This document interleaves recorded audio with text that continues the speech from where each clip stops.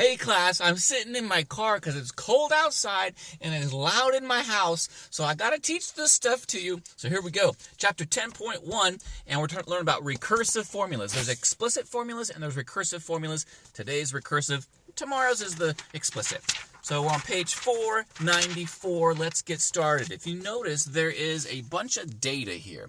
And the data says here on day 1, okay, the temperature is 78 degrees. Day 2, the temperature is 81 degrees, and day 3 is 80, and it just goes to go on forever, right?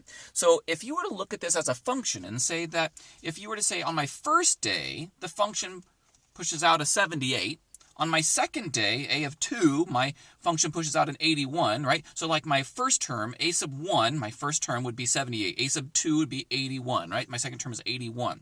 The order matters. It matters big time. You got to make sure you have the terms. These terms will always go in terms of natural numbers. 1, 2, 3, 4, 5. Like they start at 1, they work all the way through. It's just the number of terms.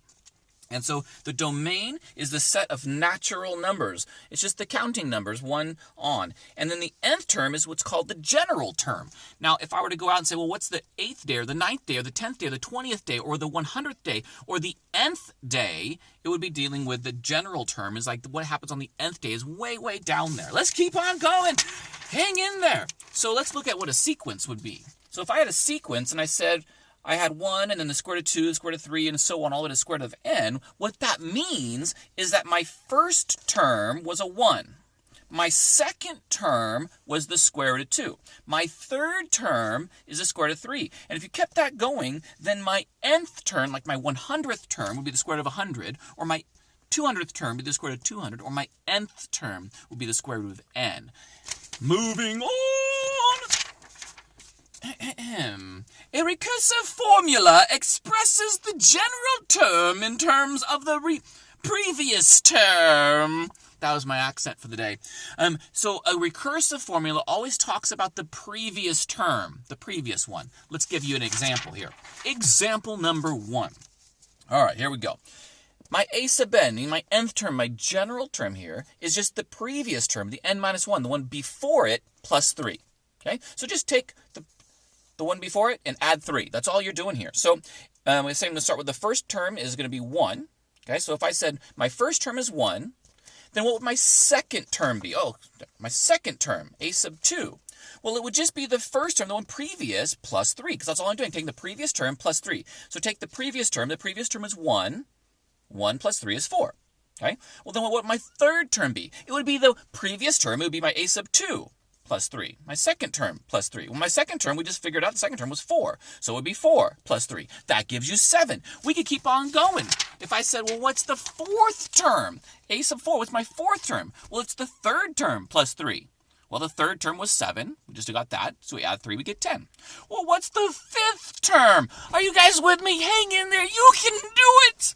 The fifth term is the fourth term plus 3. It's the previous term plus 3. Well, the previous term was 10. So 10 plus 3 is 13. So the sequence would go like this. 1, 4, 7, 10, 13 is my first term, my second term, my third term, my fourth term, my fifth term. It's just the previous term plus 3. You guys can do this. It's a recursive formula. It's really easy. Let's move to example number 2, page 495. Hang in there, guys. You got this. Let's just say my first term was 1, and my second term was 2. And I give you this equation here, that my a sub n, my general term, my formula would be take the previous term multiplied by the other previous, the next previous, like 2 terms ago, right? Well, let's look at what happened. What would a sub 3 be, like the third term? It would be the second term, because it's just 1 less, times 2 less, right? So it would be a sub 2 times a sub 1. The previous and the previous one before that. So the previous term, a sub 2, we got that, that's 2. A sub 1, the one before that is 1, so you multiply, because it's multiplication. You're going to do 2 times 1, that's 2. Then a sub 4, right, is going to be the a sub 3 times 2, or a sub 2. So a sub 3 times a sub 2, the previous terms, a sub 3 is 2, and a sub 2 is 2. Multiply that out, you get 4. What's the fifth term? Well, it's the fourth and the third multiplied to each other. That's 4 times 2, which is 8. You guys get this? By the way, did you know that recursive formulas are needed to program computers? So if you happen to want to do anything in the computing industry, you're going to need to know how to use recursive formulas. Okay, last example, example number 3, page 496. It says, what if I gave you the sequence here of numbers? Could you come up with the formula, the recursive formula for it? I want you to notice something. My first term is 2. The second term is just the previous term squared. Look. This is 4. It's just 2 squared. That's how we got 4. Well, how did I get 16? It's the previous term, 4 squared, right? 4 squared is 16. 16 squared is 256, right? It's the previous term squared. So if I said, I want you to notice, that's why I just noticed the stuff here. If I said, take my a sub n, my general term, will just be the previous term, the n minus 1, the previous term squared, right? Well, that's how I would get that answer. And it says where a sub 1 is 2 because we're starting at 2.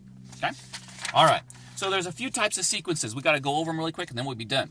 Arithmetic sequence is when you take the previous term and you just add a constant or you subtract a constant, plus or minus a constant. D is a constant. So just take your previous term, add 5 or subtract 7. That's an easy arithmetic sequence is when you're adding and subtracting your terms.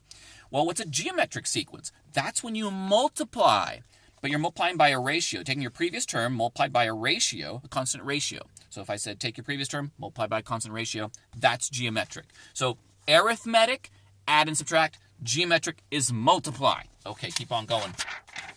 A Fibonacci sequence. Fibonacci. You're multiplying, a sub n, you're taking your previous and you're adding the one before that, the last 2 previous terms. So combine the 2 previous terms. Fibonacci sequence is always adding the 2 previous terms. Add the 2 previous terms together, that's the Fibonacci sequence.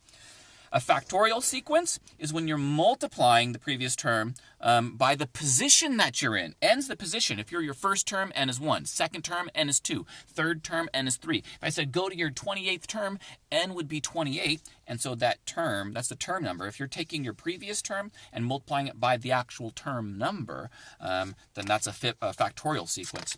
And last but not least, of course, is our harmonic sequence, which is just the reciprocal of an arithmetic sequence, because this was just flip it all over. I haven't seen that used all that often, but we're going to have it there. Enjoy your guys' homework. It's going to be a fun one. Lend it out!